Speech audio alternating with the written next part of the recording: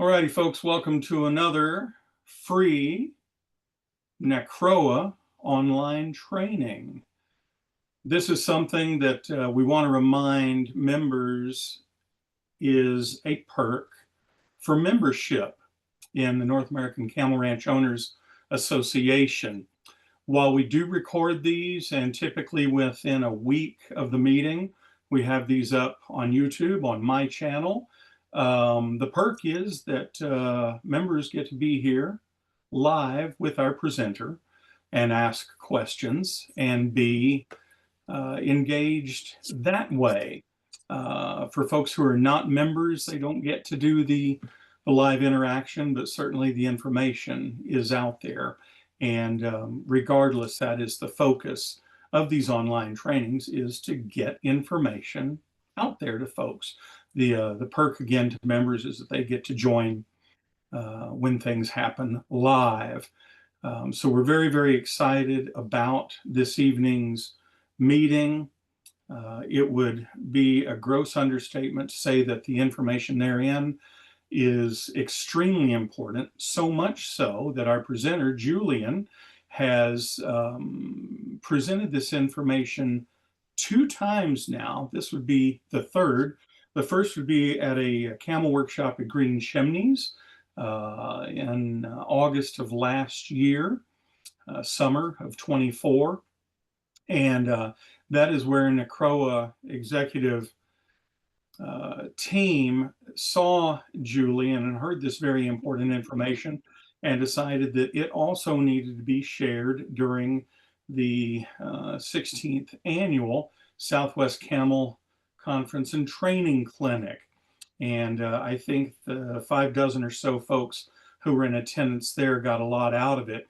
But we know that this information needs to be heard again and again, and it certainly needs to be recorded for posterity. And that is very much the reason why Julian has been asked to lead this evening's Zoom.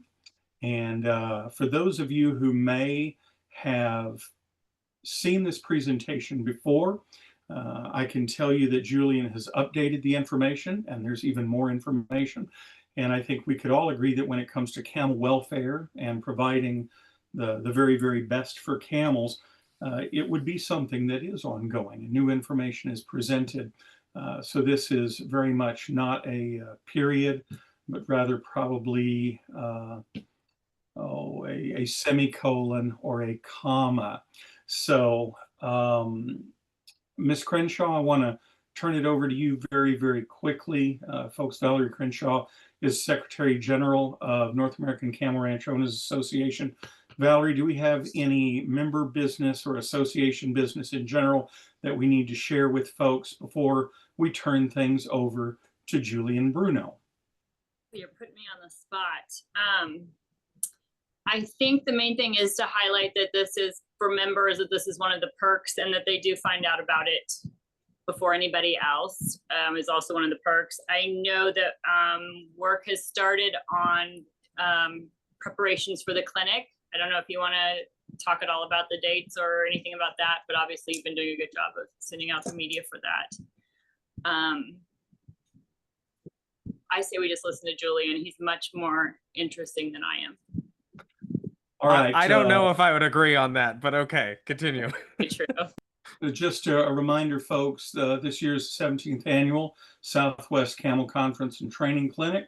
Again, it'll be at Sandy Valley Ranch in Sandy Valley, Nevada, just outside of beautiful Las Vegas. The dates are October 24, 25, 26.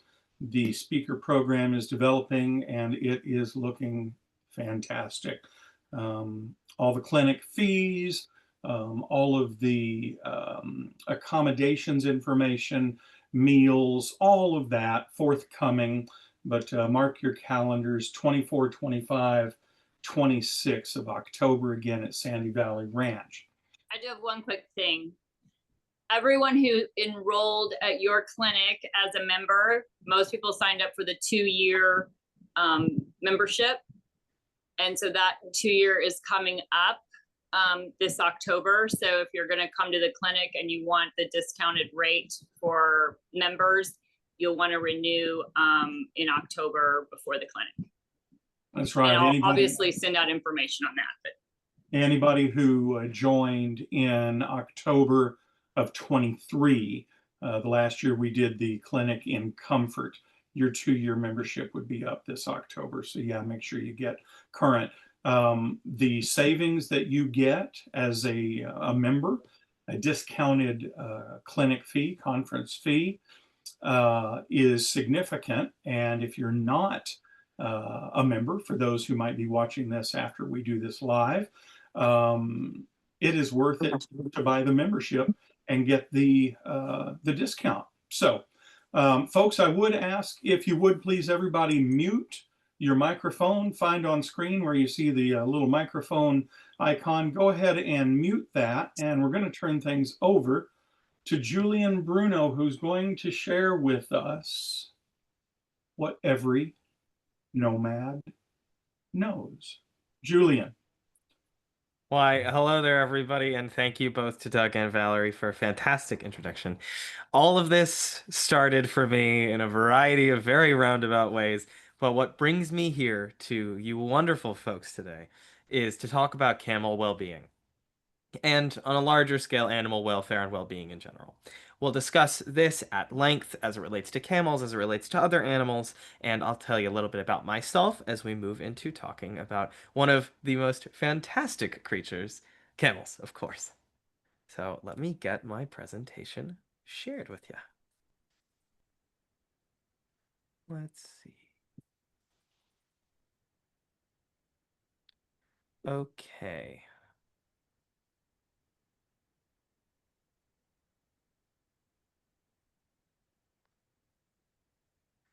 All right. You folks should be able to see that. All right, fantastic. Okay, so hi, I'm Julian Bruno. I'm here today representing Green Chimneys, which is an organization you folks will learn about pretty soon. But I would like to open this with a simple question, really. The question that I want all of you to consider as we move through this presentation and through the discussion, truly ask yourself, do you listen to your animals and what that actually means at the end of the day? And to tell you a little bit about this animal, hi, I am Julian. I have worn many hats in many different places in many different scenarios.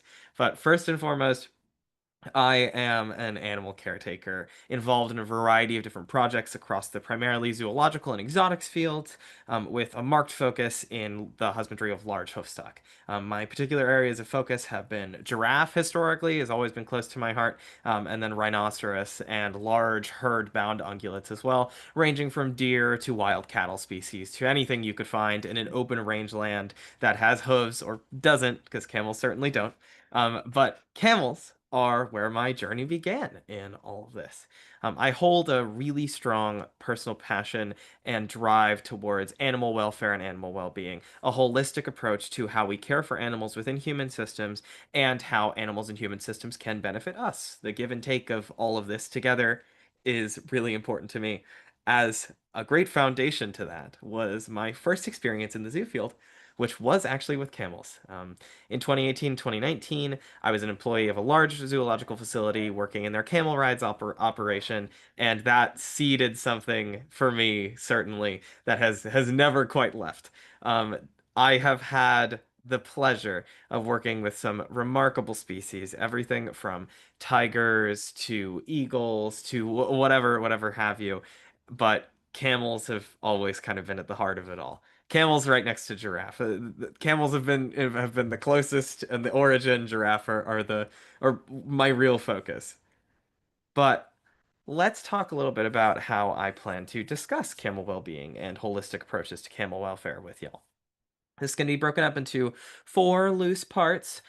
Firstly, we'll touch on the language of camels, how we speak, and how camels listen in turn. We'll talk about moving with camels, how camels live, and how we can live with them. This also will cover the actual mechanics, biomechanics of camel anatomy in some degree, and how that can be really important to how we manage our animals. In addition, we'll talk about camel needs and lives, including the well-being components of camel care, including everything from your basic, some very basic touch and go elements of nutrition to larger degrees of introducing other things into camelid habitats and camelid spaces. This could be applied. This is designed to be applied towards Bactrian and dromedary camels, but it could be applied to smaller camelids as well. And then the fourth and final piece is going to be talking a little bit of practicalities within what I consider well-being strategies, how you can apply some of the things you might learn here today to the care of your own camels. So, the language of camels. Now, I want to consider a concept with everyone as we move into this. The concept of your personal lens, your ways of knowing as a human being, how you interface with the world. So again, the question becomes, do you listen to your animals? And you most certainly do. If you are here, if you are listening to this in any capacity, if you are a member of NACROA, if you are an interested party, you most certainly listen to your animals.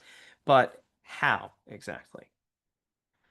Well, humans have a very specific lens. We have gone through millennia of evolution and history to develop our human lens, consisting of our background knowledge, our social dynamics, and even the way we perceive the world. I mean, the way that I'm communicating with you right now in a visual and auditory manner, though it might be remote, is the quintessential human way of communication. We are speaking with one another, and you are hearing me and processing, and I am also able to hear you. Now, this human lens is a very, what I would certainly describe as a very primate lens, a very forward-facing, eyes forward, furry monkey type lens. But camels are certainly not that, as we all know. They have a very, very different inner world than we do. That cannot be understated in any possible way. Um, Speaking on that, let's talk a little bit about camel communication and what constitutes camel communication. Now, when camels communicate with other camels and camels communicate with one another, they are interfacing with other camels through visual and auditory processes, yes, but there are a variety of other different subtle cues that we as humans would struggle to interpret. They also have their own sets of evolutionary history, lived knowledge, social dynamics, and an array of senses far more diverse and vast than ours that make speaking with camels and seeing through the camel lens a very difficult exercise for humans because we simply are just not equipped. So we have these two lenses. They're not in competition, but they are distinctly different. Our goal as animal caretakers, as people who care about animals, people who take care of animals, is to synthesize these lenses, bring the lenses together, combine human ways of knowledge, human knowing, with camel ways of knowledge, camel ways of knowing. There are vast amounts of human knowledge with interpretation that we have access to at all times. The thing about camel knowledge and the internal lives and worlds of camels is that we do not have access to that. There is not a way to succinctly communicate in the way that we are communicating right now between ourselves and a camel. We cannot use speech, we cannot read, we cannot do anything like that. So we have to learn together about how each other exist. We have to learn how to speak camel effectively. We have to be able to interpret their behavior. We have to be able to learn some of their vital signs. We have to be able to work around them simply safely in the same space as them. Because when you are entering a space with the camel, you are entering their world just as much as they are entering yours. It might be on your terms as the human being in that scenario, but it is almost also certainly on their terms because that animal is very strong, that animal is very powerful, and that animal experiences the world in a very different way from you or myself. Now, culturally speaking, camels have been used in a variety of scenarios across the world, with very, very deep roots linking back to ancient times and prehistory when people have been utilizing camels as domestic animals and companion animals to fulfill a variety of objectives, a variety of jobs. These may consist of hauling things across wide spaces, carrying people, even being utilized in human wars. The cultures most directly connected to camels have a few very interesting, unique traits about them that I would like to point out. And I would also like to make the claim that these folks, these people who live with camels, these nomads, know how to speak camel. So, what is a nomad? Now, there is a very, very long history around human and camel relationships, and even more so around indigenous nomadic cultures that I do not have a license to speak on fully, that I do not know the full breadth of, but I can certainly speak to the idea of a nomad in the way that we'll be speaking today. Today, a nomad for our purposes is anyone who moves and lives with a camel. Somebody who works with their camel, somebody who spends time with their camel, somebody who knows how to speak camel for their own benefit and the animal's benefit as well. As I stated, a variety of cultures ranging from Africa to Asia to everywhere in between have utilized camels for their daily lives. Camels are, as we almost certainly know, far more common in other areas of the world than they are in America, and they are utilized in very different ways. Indigenous and traditional, so the knowledge of the people who have grown, whose societies have grown with these camels, those systems are incredibly, incredibly complex, incredibly ingrained to their environment and to the camels as well as the people. So, what do nomads know over centuries and millennia of cultural evolution working alongside, living alongside camels? Well, I can certainly guarantee you this, that nomads will have a distinct understanding of camel natural history, behavior, and everything else, really. They are spending so much time with these animals. People who live and work with camels are spending so much time with these animals that learning about them becomes not only a necessity, but second nature. You live and breathe as your camels live and breathe. Your society and your livelihood may be dependent on them. You need to know their natural history, their biology, morphology, their needs and wants, what the animal actually needs from their environment, how you can best cater to that need, how animals are built, camel behavior as well. There's a variety of camel behaviors that we might not get to see that frequently in the way that camels are managed in the United States and beyond. But in their natural ranges, you'd be able to see camel behavior with and without humans and be able to apply distinct principles of camel behavior to their management. Now, also, nomads certainly have a very, very large amount of experience. Years of time spent with these animals, distinctly, and I want you to remember this for later, distinctly moving with these animals. That is the clutch piece here. And also, as with any animal caretaker, but particularly in this scenario where there's such a heavy emphasis on the health of this animal for the health of the people, an openness, a willingness to hear, listen, and respond to animal conditions. These are just some of the things that nomads know in the deepest, very, very, very, very most simple brushes. Now, we can touch on this a little bit, but this introduces these nomad pieces of knowledge introduce some ideas of responsive and proactive management techniques, which I'd like to discuss a little bit. Responsive versus proactive management. Animal management is, at its simplest, taking care of your animals, ensuring their safety, ensuring their needs are met, ensuring your safety as well, I would also include. Now, the nomad lifestyle may introduce scenarios where there is such a high volume of knowledge about the animal that problems can be addressed before they even arise. This is proactive management. There's such an intimate understanding of the animals and even between the animals and the people that you will be able to address issues before they come up. Let's say an animal is dealing with a chronic lameness issue. Years of experience and an intimate knowledge of camel natural history and behavior can allow one to speak camel in the most simplest of terms and see the signs of that before it even becomes a real issue. Now, something that we most frequently do as humans without maybe the millennia of a cultural experience with these animals is responsive management, seeing a problem, addressing it, and resolving it and moving on. There is no innate flaw in this, but speaking camel can allow us to increase how many proactive management techniques we're using and ultimately be able to help our animals before problems even start. Now, that critical piece of what it means to be a nomad, moving with your camels, and specifically moving well with camels. This is something that is very, very near and dear to my heart for a variety of reasons. I, again, ask you, do you listen to your animals? And one of the most simple things that we can do with our animals, one of the most simple things we can see our animals do, is move. Movement is simple. Movement happens all the time. Paying attention to it, as we will surely discuss, can be incredibly important to animal well being.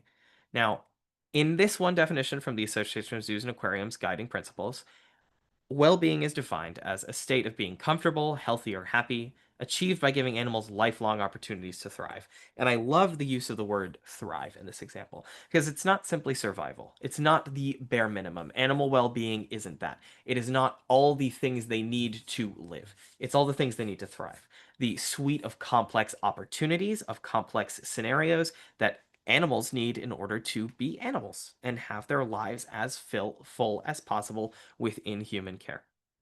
So again, going back to that discussion of our lens, the ability to speak camel, we can achieve or work towards animal well-being by applying this lens, by using our human knowledge and our observations of camel knowledge to share space together, learn to live together, and move forward. So today I'd like you all to meet my fantastic friend and my personal favorite camel, Phoenix. Phoenix has a very, very special job. He is 15 years young. He's originally from California, but he's living in New York. He's an adult male back-trained camel, housed singly. He enjoys sunbathing, fresh browse, grain, fruit, and a very select group of special people. But his very special and very important job involves far more people than just his close caretakers.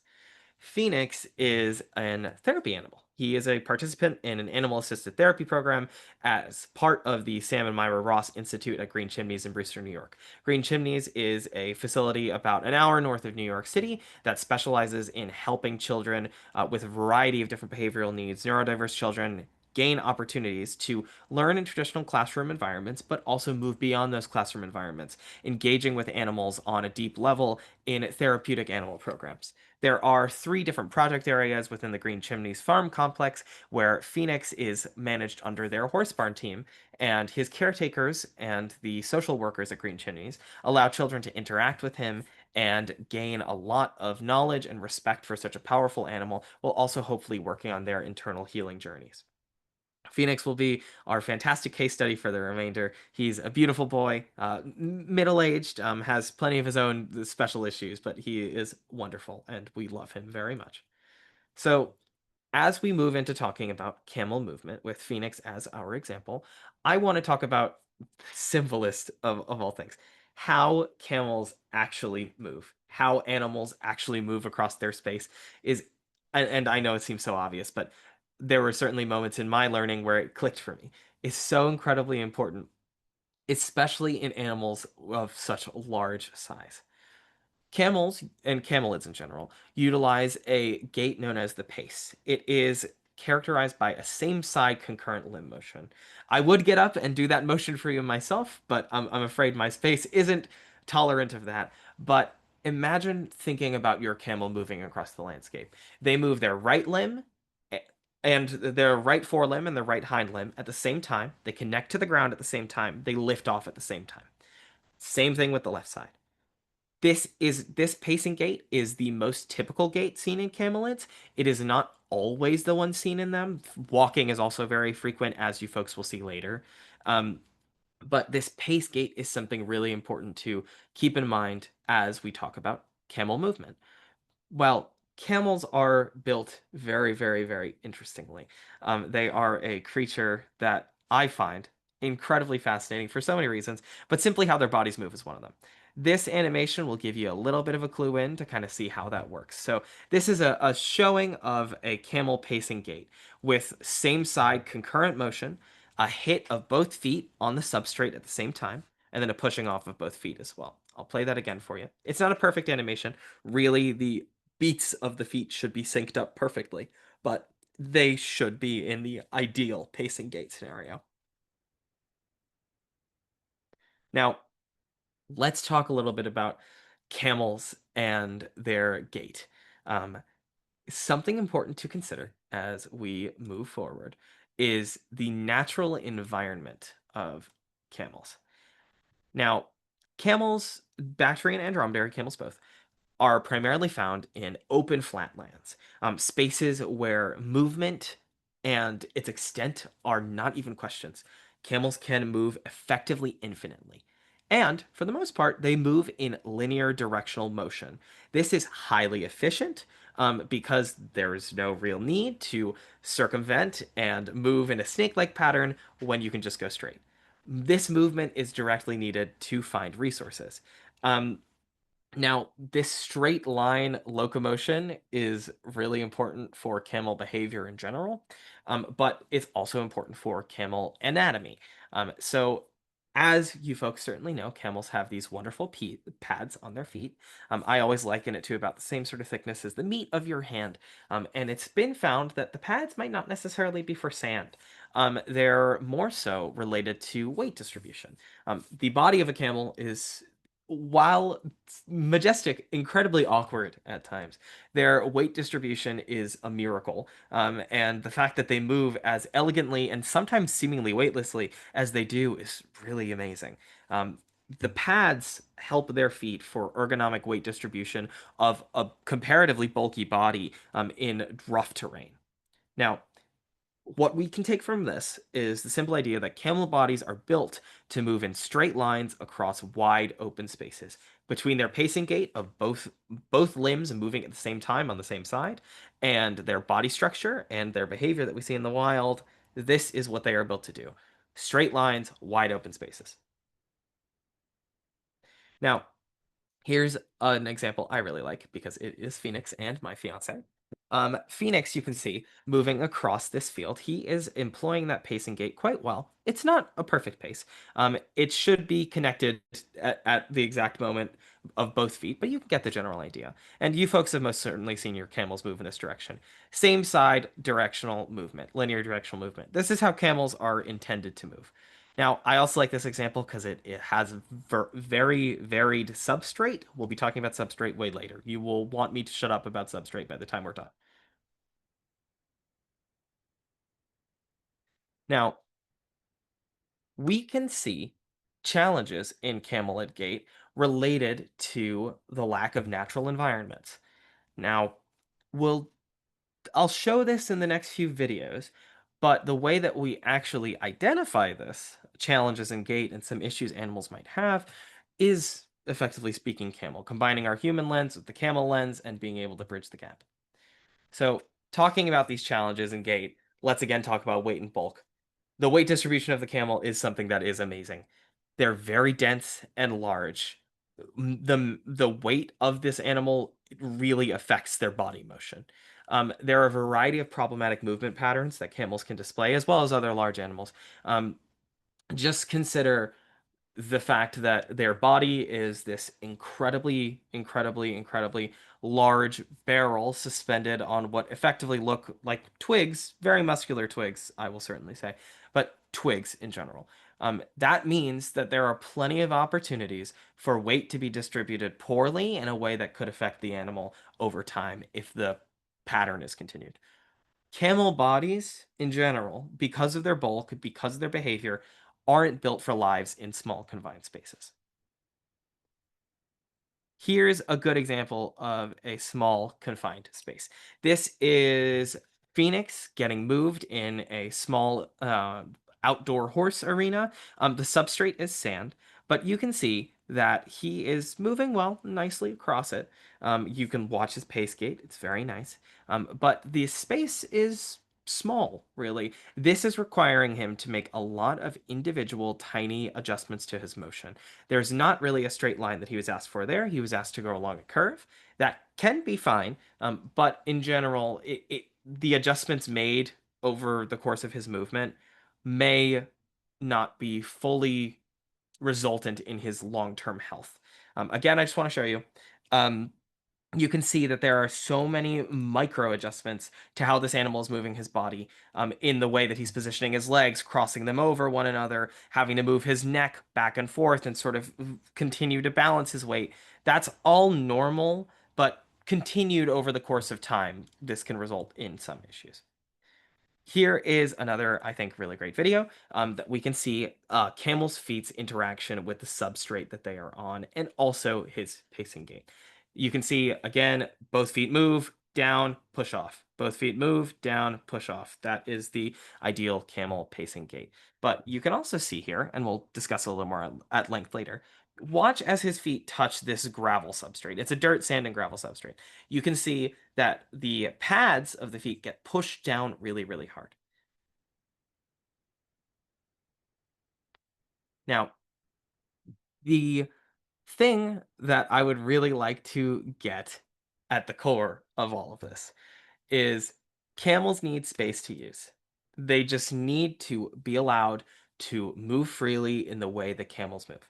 Freedom of motion is important for physical and mental health, of course, but over time, the availability of wide open spaces for your animals is going to be critically important for their long-term health, especially related to their joints, especially related to their legs, especially related to the structure of their bones even.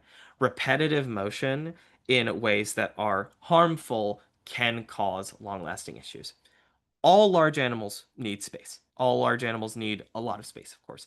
Camels, in particular, need space for this straight line linear motion.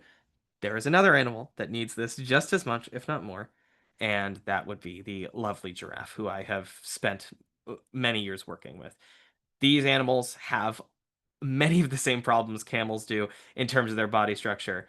Weird center of gravity, long neck, very, very, very comparatively thin legs.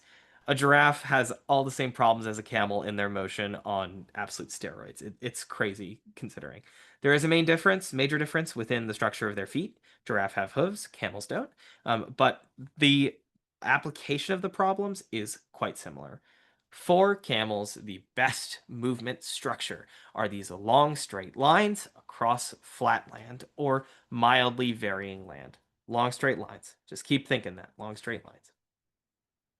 Here is a great example of what might happen when your camel doesn't have the opportunity to move in long straight lines. And this video, I think, this concept really clicked for me when I was thinking about giraffe in human care, but it also, I think, really works for camels. I want you to think about the pace gate, the same side down, same side up motion of that. But I also want you to think about foot placement.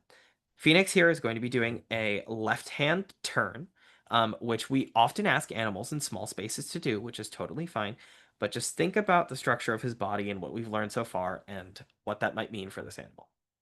So watch, as he's moving forward really nicely. He's moving forward really well. Everything's great. Now he's asked to move. Now watch. Watch what happens as he's asked to move. Watch those front feet. And we're going to rewind this because I think that if you think about anything from this is really the moment that blew my absolute mind when thinking about giraffe and thinking about camels, is this foot placement and how their weight in their body moves. Watch as he places that left foot down here. You can see it already to begin. This motion requires crossing over of the legs and the entire shift of his weight. See that left foot right there up front? That left foot there is already taking the brunt of this action entirely.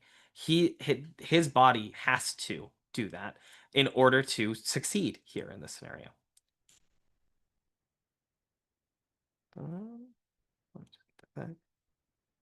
Yeah, watch this. So continuing. Hold on 1 second. I'm just going to reshare that because my computer is being a little funny. All right.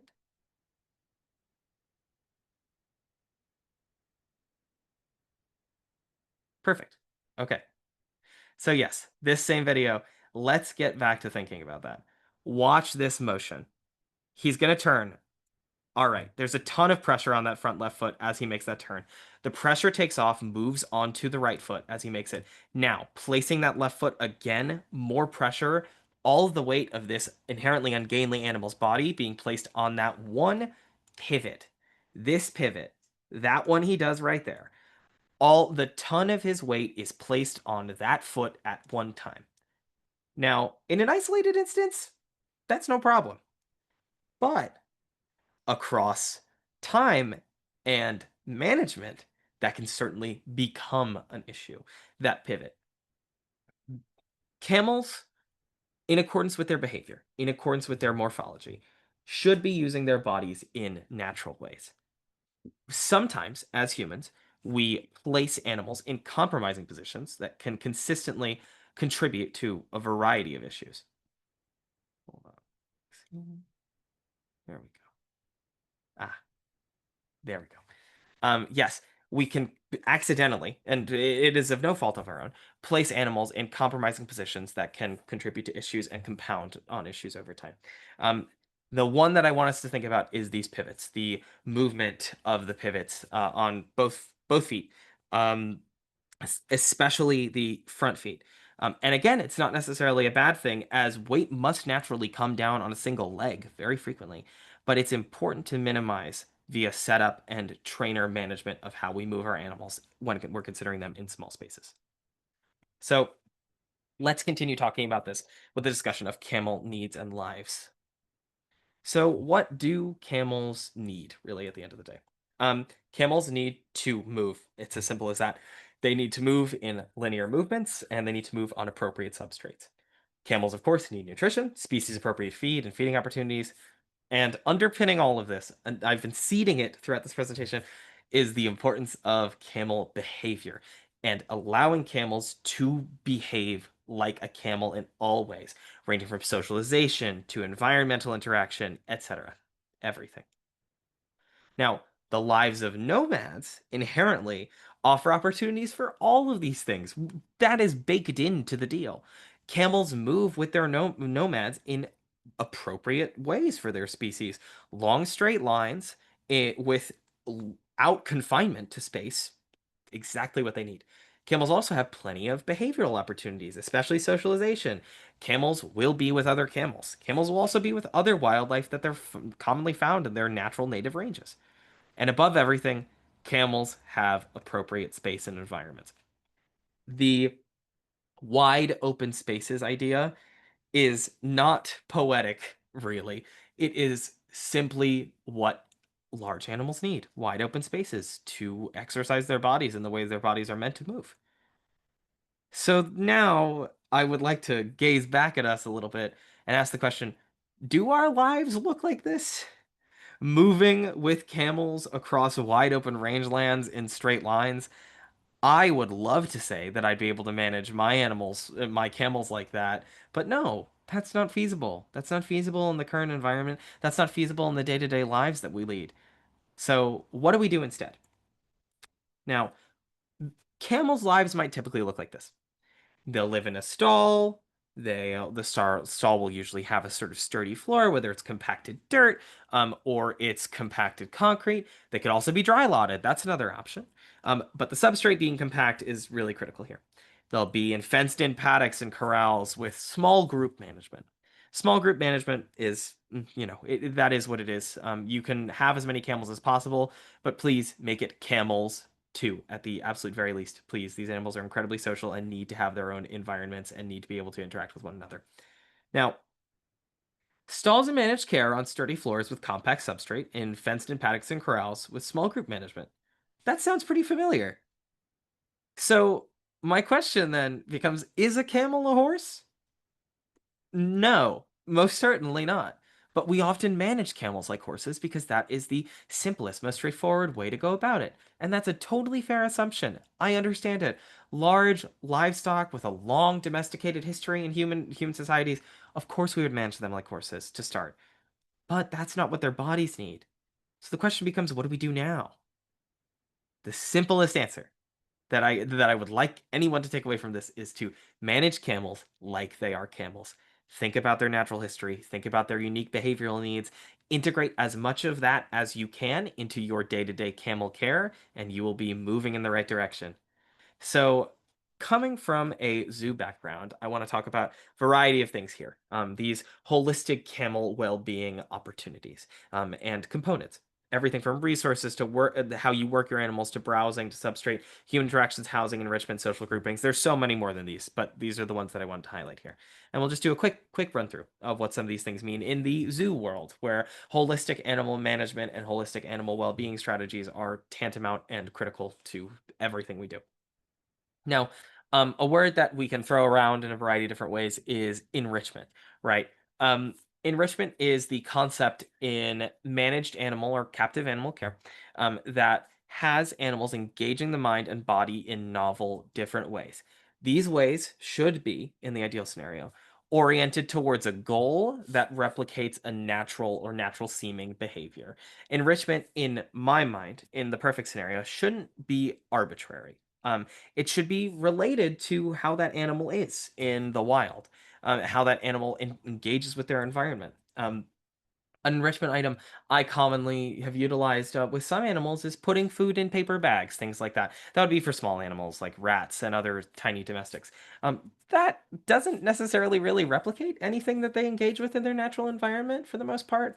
The most they could get out of that would be the bedding from the paper and tearing that up, which is great. That's something, but they aren't going to be encountering that in their day-to-day environment. So finding ways to create or utilize enrichment that elicits natural behaviors.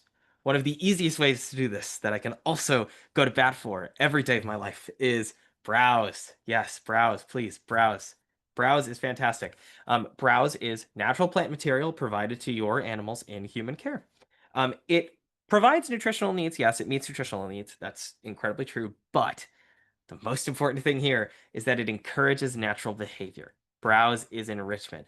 Browse results in behaviors. Presenting browse to an animal already, an animal that eats browse, so eats things off trees or small shrubs, already elicits them to perform what their body is designed to do, and that is eat. That is start eating that browse. Camels are low shrubby browsers in their natural environments for the most part. They are eating whatever plants they can come across, no matter how nutritionally poor, but they are browsing. They are using their mouths to gain access to those plants, move around thorns, move around other things like that, and be camels. Another critical aspect of allowing camels to be camels is the substrate that you provide them with. I will also go to bat for substrate forever. Substrate is just what your animal sits on top of, whether it's grass, whether it's dirt, whether it's gravel, whether it's concrete. You have to consider over the course of time what is the best substrate for your animal to be on in the long run. I will immediately say that a substrate that is impossible to have flexibility within, something like concrete, is not going to be good for your camels. It's not going to be good for most animals because that's going to basically result in them compressing their weight over time in the same spot because there's no give to the floor. Substrates like grass, though, substrates like tilled dirt, substrates like sand, substrates like gravel will be incredibly beneficial to their feet. Now, more than anything, though, with substrate, the best approach is variety. There's no one size fits all because with how animals move, with how camels move, and how wide their ranges are, their feet and their bodies are encountering different substrates all the time. So anticipate adding variety into that. Now, housing. Um, it depends on your climate, really, how you house your camels. And by housing, I would include fencing and different paddock and corral styles, as well as actual shelters. I'm in the Northeast, so camel housing is going to be very different than some of you fine folks in the Southwest. That is going to be a totally different affair. Continuing on, we can talk a little bit about social groupings and human interactions. Your animal, it's very important for your animals to have some amount of choice and control over who they get to spend time with, whether it is humans or other animals. This is a little bit out of my wheelhouse, but I can speak on it as well. Working. It's incredibly important for animals to be working and having a job, especially camels, because they are domestic animals. Ultimately, at the end of the day, they are bred for a purpose. They have been bred to exist with people, alongside people. So keeping them active is part of keeping them well. Resource placement is something that I'll delve into a little bit more. Not everything needs to be together and nested side by side, though. Here is a great example of a semi-naturalistic camel enrichment item. This was something that we gave to Phoenix. It was browse, as you can see from all of these lovely twigs that he quickly munched through and stripped the bark from. But then we also repurposed it into a hay feeder, trying to elicit some natural behaviors of not necessarily just eating hay off the floor, but trying to get food items out of a difficult to access thing. This bundle of browse in this example. He had to use his lips and his mouth in the ways that a camel would use their lips and their mouth to move that food from that spot into his body. Talking about individual well-being strategies now. Some examples and approaches and what to do for your camels. So, what can we do for our camels? How do we take this information, synthesize it, and move on from it? There are a lot of different ways. This is the most freeform part of this talk because really, this discussing how we can make our camels behave like camels is a varied and multi-tone, multi-layered conversation. Again, we'll talk a little bit about substrate. Substrate, camels often stereotypically are seen to be on sand in their environments. This is in part true. However, most camels living in the wild aren't on loose grain find sand 24/7. They'll encounter that incredibly infrequently unless they're in an area with high dune volume. So introducing some amount of sand and allowing it to compact over time is an option for a substrate. Think about compacted sand and loose dune sand as two different things. Feel comfortable with introducing that into your camel space, and don't worry if it's not all of their space, because they'll choose to use it when they want to use it. Talking again on the substrates, we can see a really good example of how the camel body immediately adjusts for a difference in substrate. So watch Phoenix as he's coming off of this arena. See his feet on the sand, wide, splayed. He moves his feet up over onto the gravel immediately. They are still wide and splayed, as camel feet are wont to do, but they compress far more on the harder substrate. This is the camel's body at work. This is what they're good at. This is what their bodies do. Their bodies adapt. So we have to provide as many scenarios where camels can adapt to their environments in a healthy way. This is another great video, and this is a concrete cautionary tale, really, if I can say it. Watch as Phoenix moves from this gravel, sandy substrate onto the concrete. You think his feet are compressed now? Just give it a second. As we watch the first hit, that flat pancake lily pad foot, that is what happens when you house your animals on concrete 24/7. It's not going to be helpful for anyone. Stall mats can help a little bit, as we sort of see, because his feet don't nearly pancake out as much on the stall mat, but it is, again, a similar issue. Variety is the key here. Variety is the key. If you're going to do anything, introduce new, novel things. So some baseline approaches to, if you take anything from this, for things you can do for your camels right now. Think about the space that you're able to give them. Offering as much as possible is always good. Think about your social groups for camels, whether it's humans or other camels. But camels don't exist in a vacuum as individuals. They exist within herd environments. That is going to encourage natural behaviors immediately by having other camels be there. Natural behaviors are the key to this. Allowing camels to be camels. That is what the crux of using a camel lens is. That is what the crux of speaking with your animals. That is what the crux of speaking camel is. That's what nomads know. So here is a base example of, or what I consider a sort of case study of an average camel paddock or camel pasture. We have a few key elements: shelter, food, water, and the pasture itself. These four basic elements being space, the pasture, food, the feed area, water, the watering area, and shelter, the shelter area. These are the main motivators for behavior in the paddock: the shelter, the food, and the water especially. Now, here's something interesting. If shelter, food, and water are the main motivators for behavior in this camel area, what is the predictable line of space usage for that animal? That animal will likely use other areas of the pasture, but they are motivated to be at the water in order to sate their need to drink, at the food in order to meet their nutritional needs, and under the shelter in order to meet their safety needs. These predictable lines of movement are marked here in red, and for this pasture, the longest available straight line distance is marked here in pink. There is nothing innate about this paddock so far that encourages our camel to utilize any of this longest straight line distance. So what do we do about this, right? If the four elements are the main motivators for behavior in the paddock, why would a camel use all of that space if it's all next to each other?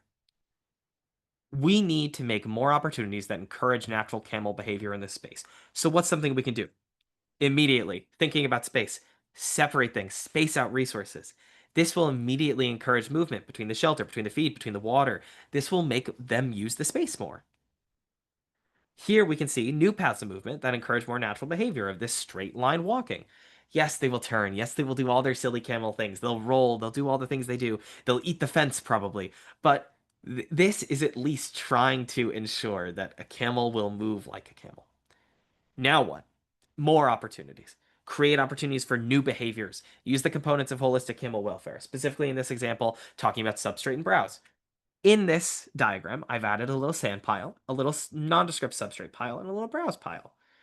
Let's look at this web of motion now. It's far more dynamic and far more interesting. And we have, by introducing these new elements, have increased our camel's behavioral repertoire. We've increased the amount of behaviors that our animals have the opportunity to perform. We have made it so camels can perform more natural behaviors more consistently. Another example of this, and we talked about resources earlier, don't be afraid to split your resources. Don't be afraid to double up on where things are offered.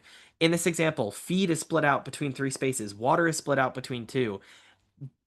With multiple animals especially, this can be incredibly important to encourage natural resource competition and resource usage. It is more than natural for animals to be having and engaging with resources in different areas of their space. So feel free to do that. And in this diagram, we have increased the amount of movement lines that camels might predictably use, a new opportunity to exercise movement. If given the space, camels will move in healthy ways on their own. Synthesizing all of this, let's do even more. We have our pasture that we put together earlier with a space for enrichment now, but also consider the space outside of your camel's primary living quarters. Is there a pasture with other animals nearby that could meet a social grouping need? Is there a rotating fallow pasture that you can use on and off and allow your animal to access new kinds of substrate? If the grass grows in, you cut the grass, you even put down gravel, you till the soil. Can you have a rotating space where you can vary the amount of substrate? Don't be afraid to use space outside of your paddocks to encourage behaviors. Seasonally allowing and denying space can naturally vary substrates and available behaviors. Make yours and their lives better and easier by letting your camels be camels. Animal welfare, animal well-being can never be perfect, but it's our responsibility to do our best for our camels. To do this, listen to them. Learn their behavior, learn their natural history, incorporate it into how you manage your animals. Here's a great little example, a little video of a person who I know knows how to speak Camel. My fiance Brianna here is fantastic with Phoenix. She can absolutely speak Camel. They have a way of communication. She's learned it. She's learned his way. He's learned hers. There's a wonderful synthesis of camel-human interaction right here between the two of them. And it's based on foundations of trust, foundations of growth, and foundations of understanding. Camels are not built for how we often manage them. We can do better together. This is not a solo project.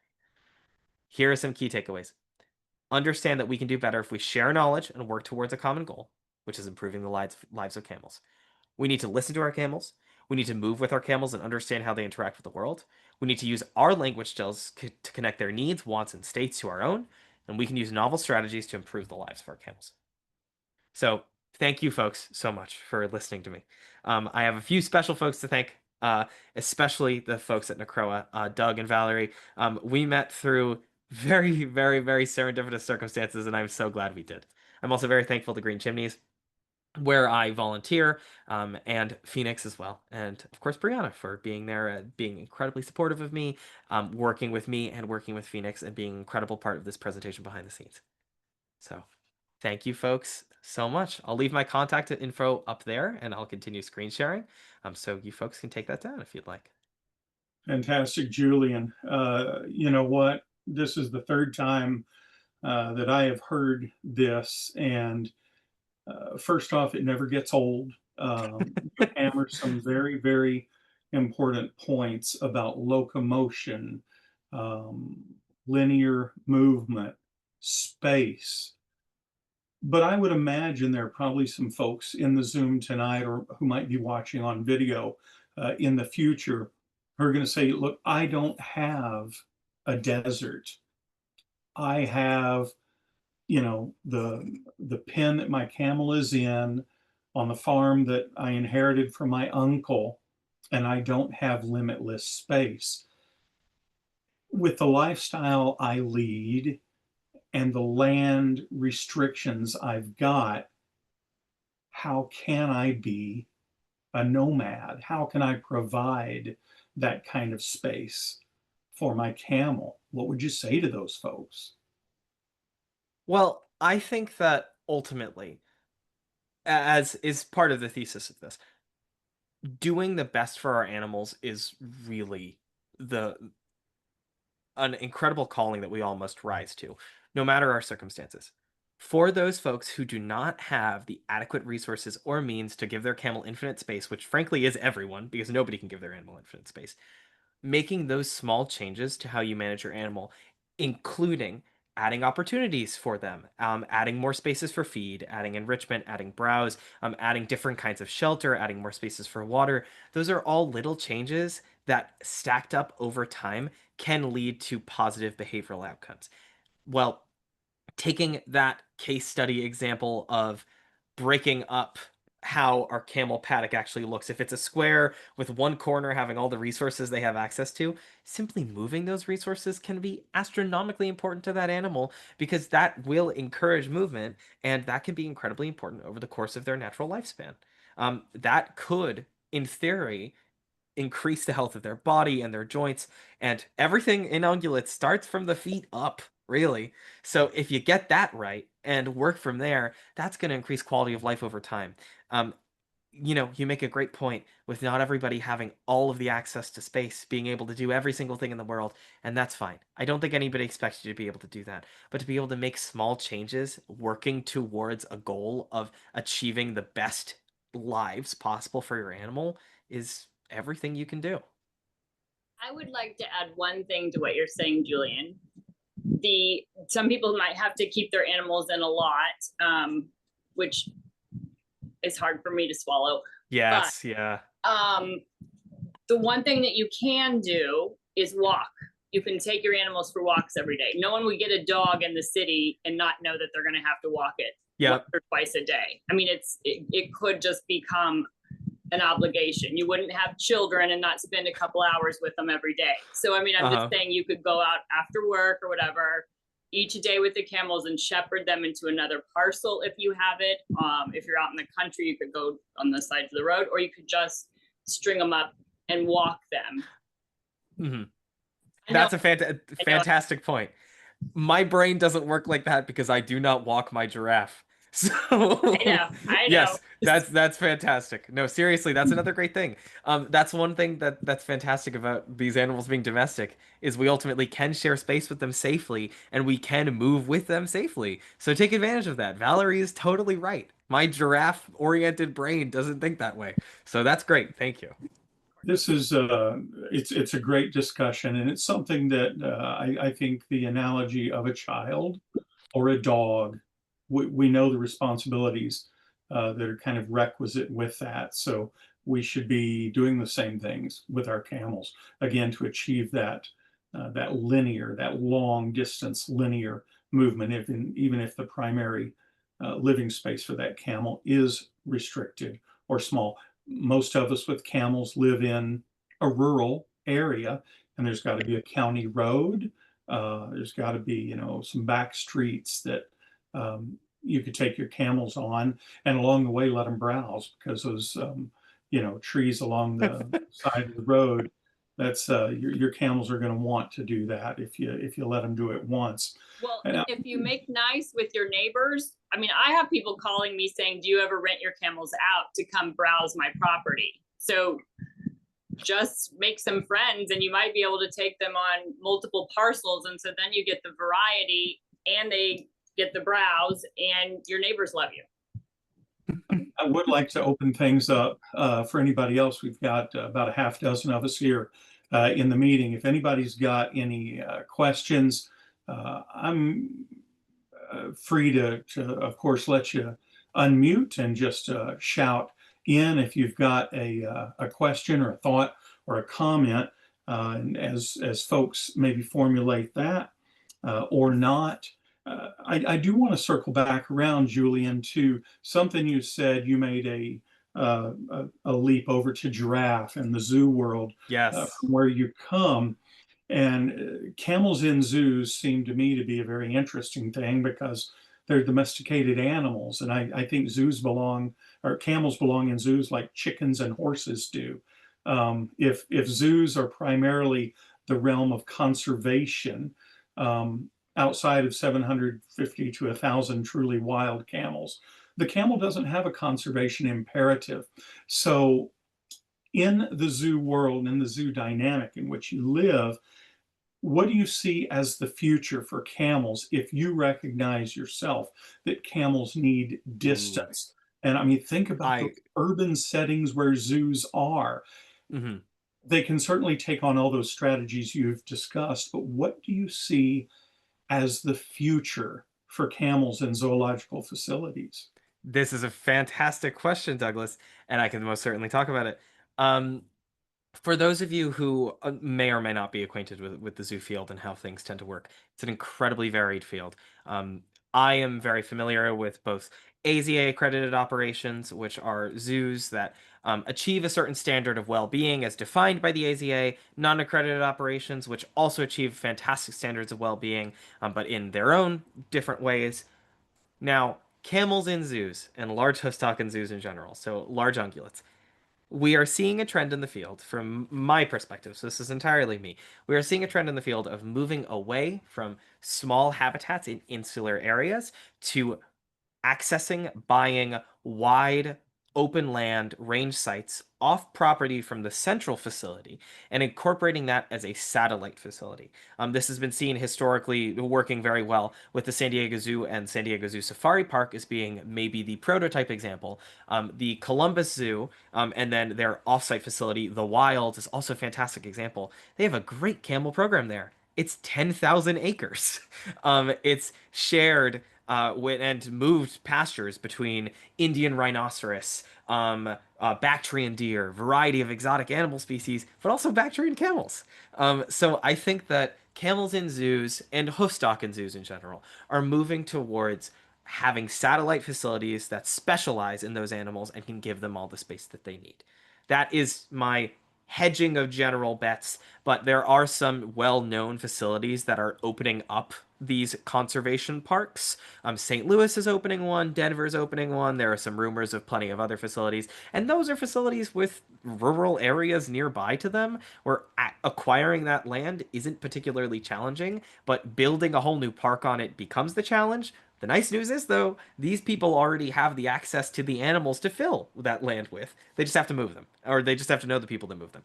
So my guess is less and less hoofstock in these small urban or not small, but urban facilities without the space, more and more hoofstock in these safari park type scenarios. Camels included in that.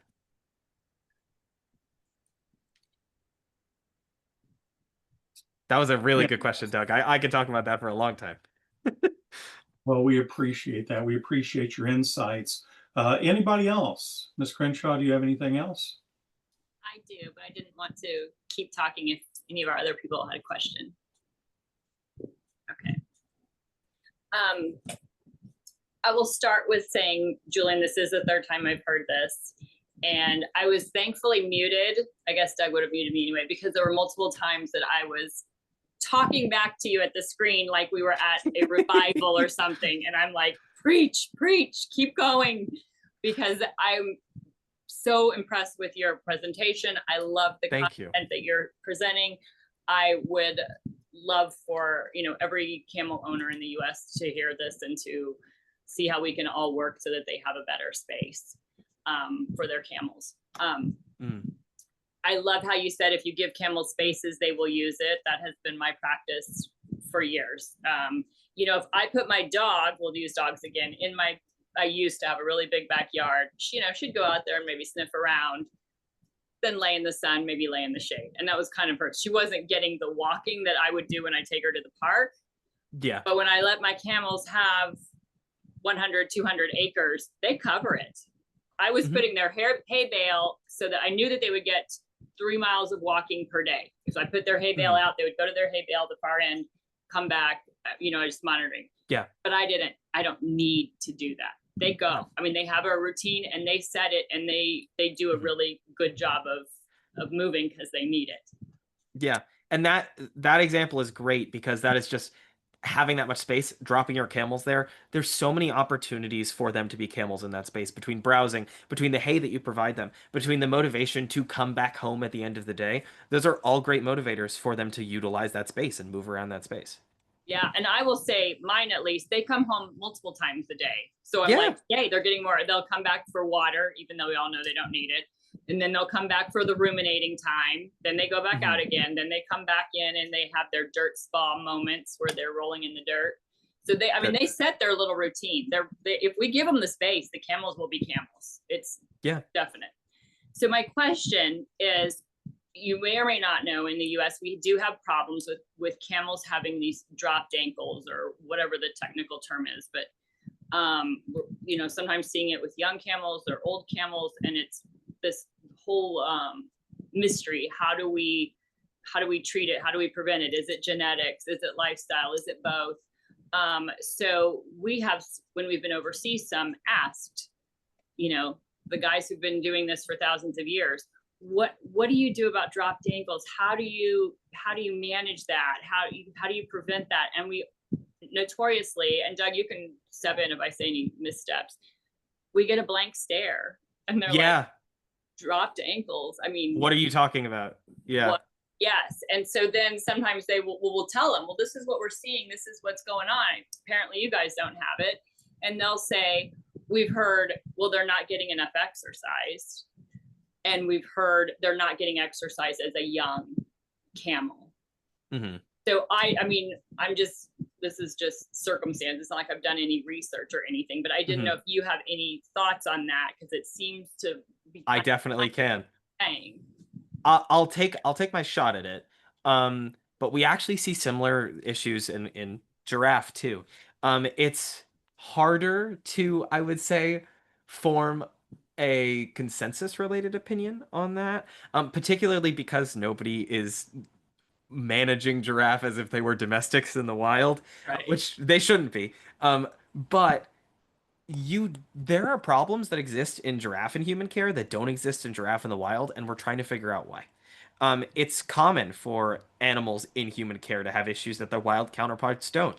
The wild counterparts, I can assure you, have issues that animals in human care certainly won't, i.e., constant access to veterinary care means that you can live past like 10 months, you know. But this dissonance between what we see in the wild as being issues, or what we see in their native range, let's say, as being with the issues. nomads. Yes, definitely. Versus what we see here in the US as being issues, they are very different. And that blank stare of what are you talking about is something I've seen across so many species, across so many scenarios. Like even between certain regions, you'll go and ask a professional. Let's just take I don't know, a black buck antelope as our base animal, right? We're having issues with our black buck, whatever, right? We go and ask people who also have black buck but live on the West Coast, hey, do you ever have this issue? Have you seen this issue? They might give you a blank stare because they might not. The environment is totally different. How the animals are housed is totally different. That extends even further to their native rangeland, because that is the environment that they're built for. They will have problems because all animals have problems. All things have problems, but the problems are going to look vastly different depending on how those animals are managed. So no, that is a very common tale that I hear, not just with camels. So if people follow, let's say the US camel owners all start praising the words of Julian, and everyone starts making Please don't. major changes to their, no, listen, they're making these major changes to their lifestyle of their camels, and they're being conscious of how they're moving, and they're giving them more movement. Then in theory, I know it's just a hypothesis, but then we could see this whole issue of dropped ankles be mitigated, or at least decreased, and maybe future they aren't spending their time talking about dropped ankles the way we are. My cautious bet is that yes, ideally there would be a decrease in these issues with dropped ankles, because those animals would have more space to exercise and be camels. So the problems that they have in our care, when our scenarios often make it harder to be a camel, wouldn't be reflected because they'd have more opportunities to be camels. So yes, yeah, I think that is a great line of questioning that could do with a little bit further investigation. Okay, future research. Yes, certainly. Thank you. Julian, I love that through your presentation, of course, you've got all of your references, you know, the folks where you've gotten this information from, and then of course your own study and observations. At the end of the day, though, it sounds like what you're proposing is mind-numbingly simple. We're not asking for something new. We're not trying to reinvent the wheel. And your title says, you know, what a nomad knows. And what a nomad knows is that a camel needs space, and they need to be able to move. They need variety and opportunity. And I love those bullet points. We want to thank you again, Julian, for making yourself available, especially on East Coast time as things get Of course. later there than for the rest of us. And as I look through our roster of attendees tonight, we've got folks across all the time zones in North America. And of course, because we do record this and we share this with the greater world, probably within a week we can have this out for folks. It means that everybody gets to hear this. Our colleagues in Europe who probably have similar situations facing them. This may be one of the rare trainings that maybe doesn't land so well in the middle of the Sahara or the Gobi. Oh, certainly not. They are the nomads, and They already know. They already know. we tip our hats to them and to you, Julian, for reminding us of what nomads know and how we can take that to better the lives of our camels. So, Julian, thank you so much. If nobody else has any questions, we're going to go ahead and wrap things up. Remember, you can always, NACROA members, you can always add comments or questions in our NACROA WhatsApp group, and we can share those with Julian and get timely answers for anybody. This will be posted on my YouTube well, within the next week or so, and comments there can also be used to further engage our presenter. Julian and everybody else, thank you so much.